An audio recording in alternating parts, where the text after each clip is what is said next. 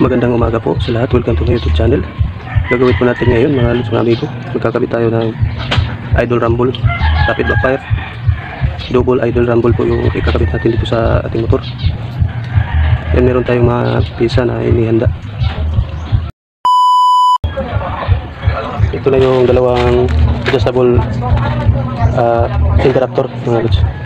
Mamaya i-unbox natin yan. At meron tayo ditong 3-way switch, domino switch, relay, electrical tape, saka itong gunting, tapos wire striper, meron tayong wire, color black, at saka Phillips screw. Ngayon kakalit natin ito sa ating motor. Kakabit tayo ng double idle rumble dito sa ating Honda CG. Ngayon, umpisa na natin.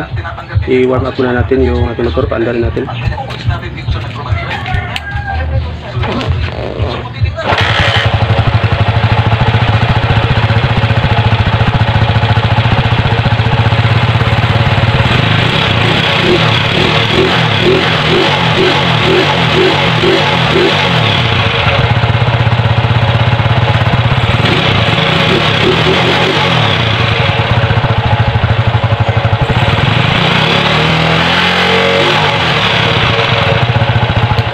Yan na. Ayun, buksan natin itong nabili natin na idle rumble o adjustable interrupter para sa ating idle rumble pala. Yan.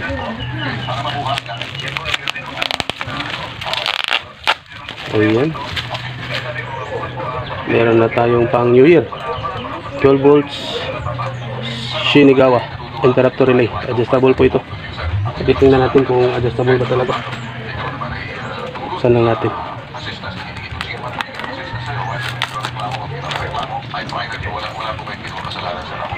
Kasi yung adjustable meron nga adjustan dito sa likuran, dito sa dulo.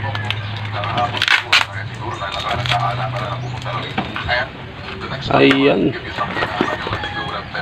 Dalawa yung binili natin na adjustable interrupter para magkaroon tayo ng double idle rumble saka rapid backfire. Ayos. Adjustable pala talaga ito. Ayan. Meron kang adjustan dito sa dulo. Ayan. So plus minus, plus minus. Ayan. So itong isa.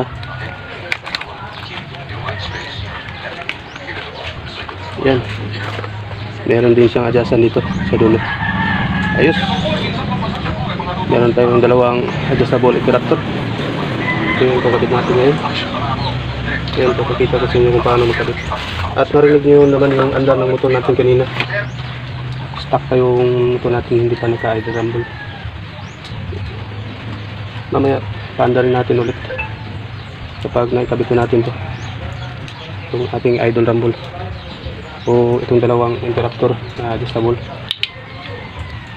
Ayan, panoorin nyo paano magkabit ito. Tapos dito meron tayong relay. Yan tayong gagawin dito sa relay. Hanapin na natin yung number 30, 85, 86, 87. Yan. Tapos meron tayong 3-way switch.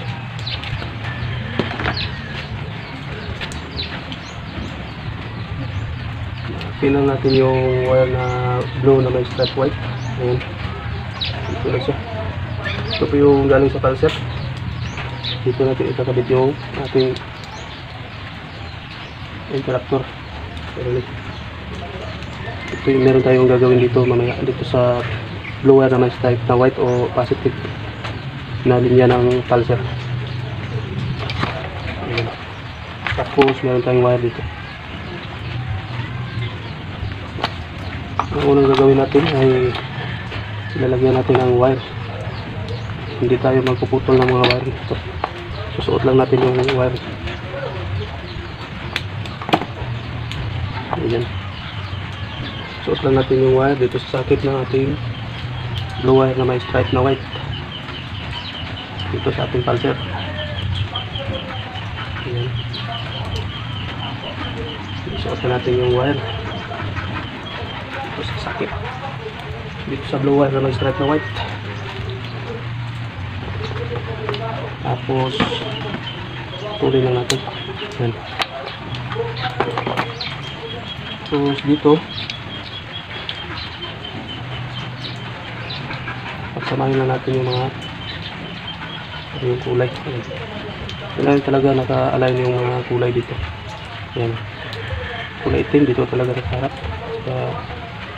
Dito sa itong kulay pula. Yan. Ayan. Magkatapat yung mga kulay dito dapat. Yung kulay pula at saka kulay itim. Lagyan lang natin ng electrical tape dahil may tapat na natin. Para hindi na siya magalaw.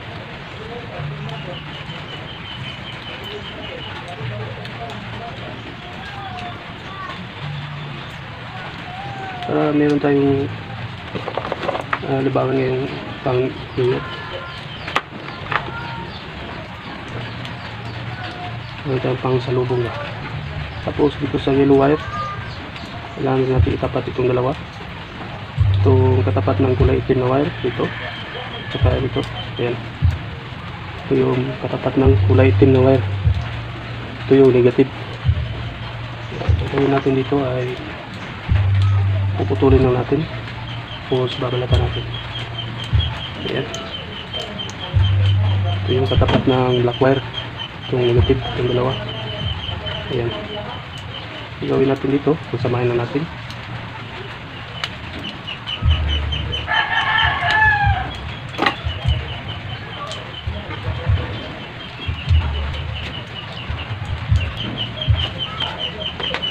Ayan. Tapos ito ang black wire. Samahin lang natin.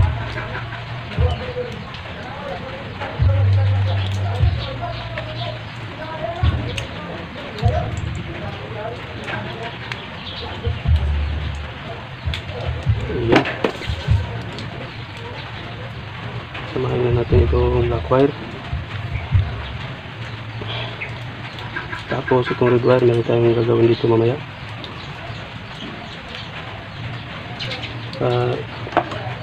Itong dalawang yellow wire dito sa itong katapat ng red wire dito. Pagsamahin lang natin.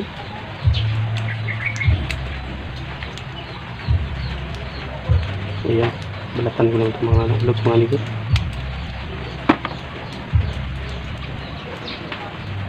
Ayan. Tapos dito sa kanyang adjustable, titingnan muna natin itong sa kabila. Ayan, plus minus. Dagdagan lang natin. Sagad natin itong dito sa bandang baba. Tapos dito sa bandang itaas, lagyan lang natin sa gitna.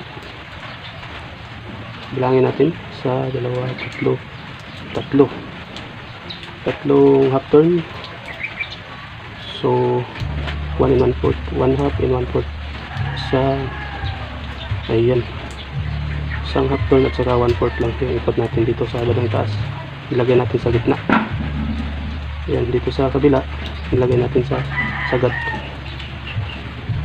Ayan, ikakabit natin ito sa ating relay. Hanapin natin yung 86 saka 85. Ayan, ito yung 86, ito yung 85. Dito natin ikakabit yung dalawang yellow wire. Itong isang yellow wire na pinagsama natin, itong dalawang yellow wire, kinabit natin sa number 85 na ating relay. Ayan. Tapos dito sa kabila, ito namang dalawang yellow wire, kinabit natin sa number 86 na ating relay. Ayan. Tapos lagyan lang natin ng electrical tape. Ayan yung tsura nyo. Ayan, 30, 85, 86, 87. Ito sa dalawang yellow wire ng ating adjustable interrupter, kinabit natin sa number 85 saka 86. Ayan.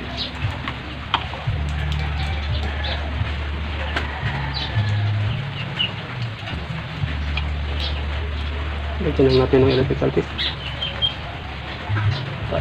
hindi siya mag-short o mag-grounded.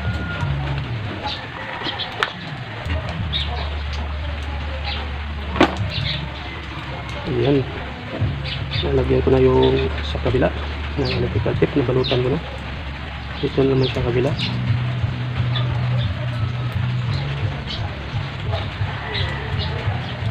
Pakinggan natin mamaya yung tunog nito.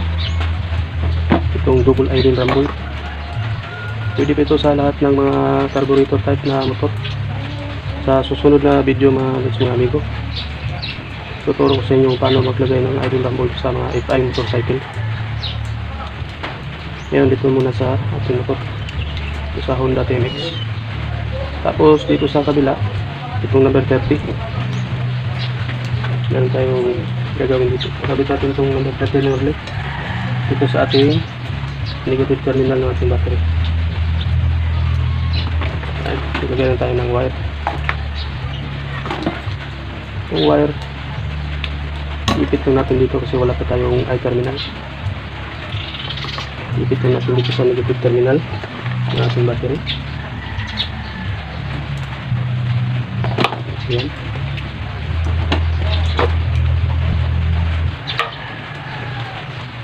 Ayan. Ipit na natin itong wire sa negative terminal ng ating battery. Ayan, putulin lang natin. Ayan. Tapos ito sa kabila, ito yung kasabit natin sa number 30 ng ating relay. Ito negative na, itong negative na wire. Itong wire na ikinabit natin sa ground ng ating battery dito sa negative terminal ng ating battery. Kakabit natin ito dito sa number 30 ng ating relay. Ayan, kinabit natin dito yung galing sa battery dito sa negative terminal ng ating battery. Tapos dito sa ating interruptor, itong kulay itim, ito yung ground. Dugtungan lang natin ng wire.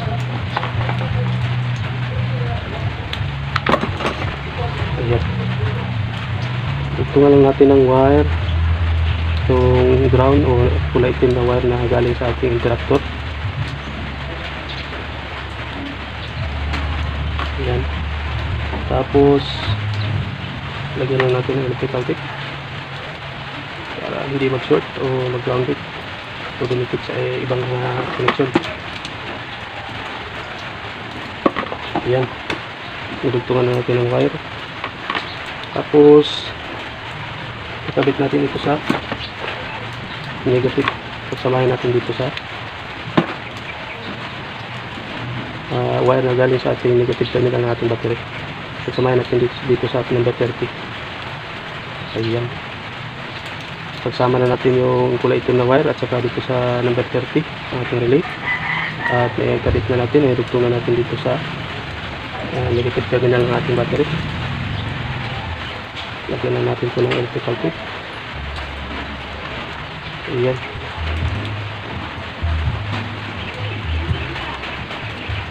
Tapos dito sa ating natirang wire dito sa ating relay, ito number 87, ito yung ikakabit natin dito sa wire na galing sa ating pulser. Yung sinuot natin dito sa blow wire na may stripe na white, ilagay lang natin dito sa number 87 ng ating relay. Ayan. Tapos lagyan lang natin ng electrical tape para safety.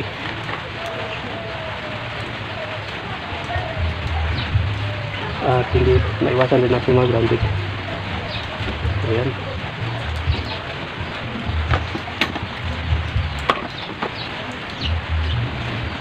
Ikabit na natin. Tapos dito sa dalawang wire na natira, yung kulay pula na wire, meron tayong gagawin dito. Ito natin dito sa ating motor yung galing sa ating accessories wire. Dito ako kumuha ng accessories wire dito sa kulay itim na wire sa ating brake light switch. Yan. Yung accessories wire, kapag ino natin yung susian, magbabato siya ng kuryente dito. Positive supply ko ito. Yan. Gumamit lang tayo ng face light para mas klaro. ng test light. Ayan, meron na tayong test light. Iikot na natin yung clip dito sa negative terminal, yung clip natin test light. Negative terminal ng ating battery. Ayan, umilaw siya. Ayan yung sinasabi ko kanina na accessories wire dito sa ating brake light. Itong kulay itim. On na natin yung susian. Ayan, umilaw yung test light natin. Ibig sabihin, positive supply po itong kulay itim na wire dito sa ating motor. Okay natin yung susian. Ngayon, gagawin natin dyan dito sa ating 3-way switch, dito sa domino switch. Hanapin na natin yung common wire dito. Ito yung common wire dito sa ating domino switch. Ito yung kulay blue wire. Ito yung ikakabit natin, i-bypass natin dito sa ating kulay itim na wire o accessories wire dito sa ating brake switch. Ayan. Kabit na natin dito. Ayan.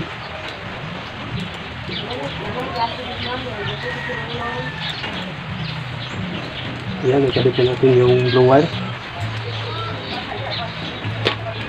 dito sa ating accessories wire o dito sa brake sa ating brake switch na linya dito sa itim na wire.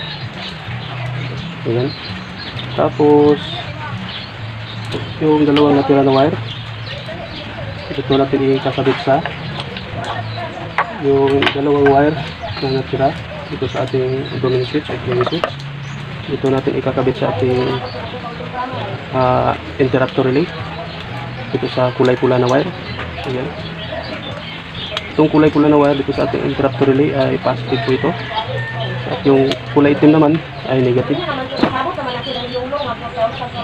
Ikakabit na natin dito sa ating 3-way switch, dito sa brown wire na ating domino switch. Itong isang pula na wire. Tapos dito sa kabila, itong isang pula na wire, ikabit natin sa black wire ng ating domino switch dito sa ating 3-way switch. Ayan. So ikabit na natin lahat. At yung ating 3-way switch na ikabit na natin. Ayan, subukan natin paandarin. Ikabit na natin itong ating 3-way switch ito sa ating accessories wire o black wire na ating brake switch. Ayan. Ikabit na natin dito sa common wire na ating 3-way switch o domino switch. Ayan. Ayan po. Ikabit na natin lahat. Ayan, subukan natin pandarin.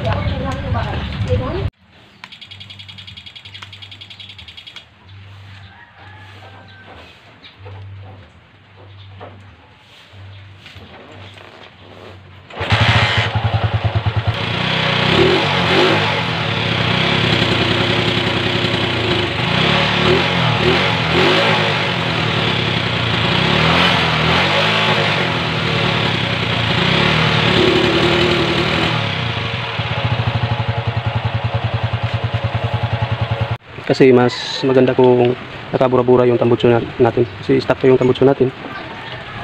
Hanap tayo ng mga bura-bura o yung kahit elbow lang ikakabit natin para mas malakas siya. At dito, kayo nang bahala kung ano yung gusto nyo tunog. Itutunon nyo lang itong dalawang to. I-adjust nyo lang plus, minus. Ayan, meron itong minus sign, plus. I-adjust nyo lang kung ano yung tunog na mas gusto ninyo. Yun lang mga lods. Peace out.